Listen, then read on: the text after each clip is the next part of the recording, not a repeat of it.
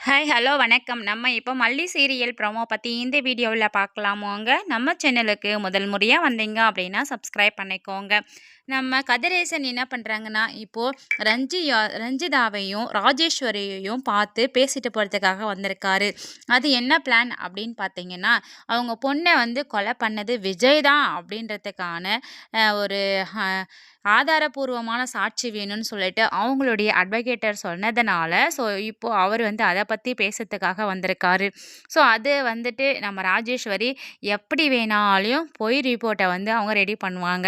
அது மட்டும் இல்லாம இந்த விஜய், மல்லி அப்படின்னாலே அவங்களுக்கு வந்து அவங்கள ஏதாவது அசிங்கப்படுத்துற மாதிரியோ, ஏதாவது ஒரு விஷயத்துல மாட்ட வைக்கிறதுனாவோ ரொம்ப பயங்கரமா அதுக்குள்ள இறங்கி செய்வாங்க. ஸோ சும்மாவே செய்றவங்க அவங்க. இப்ப வேற கதிரேசன் வேற வந்துட்டாரு. ஸோ இவர் என்னென்ன சொல்ல போறாரு, அதுக்கு அவங்க என்ன கேட்க போறாங்க அப்படின்றது தெரியல. இன்னொரு பக்கம் பார்த்தீங்கன்னா, நம்ம விஜய், மல்லி இவங்க 2 பேருக்கும் ஃபர்ஸ்ட்டு வெட்டிங் ஆனிவர்சரி வரதுனால, ஸோ இத வந்து ரொம்ப கிராண்டா செலிப்ரேட் பண்ணலாம் அப்படின்ற மாதிரி தான் வந்துட்டு நெனச்சுக்கிட்டு இருக்காங்க நம்ம அன்னபூர்ணி அம்மா. ஸோ நம்ம விஜயும் பார்த்தீங்கன்னா, அவரோட மனசுல இருக்கிற எல்லாத்தையும் வந்துட்டு மல்லி பத்தின எல்லா நெனப்பையும் மல்லி கிட்ட சொல்லணும் அப்படின்னு நெனச்சிட்டு இருக்காரு. அது எப்போ அப்படின்னு பார்த்தீங்கன்னா, அவருடைய கல்யாண நாள் வருது இல்லையா?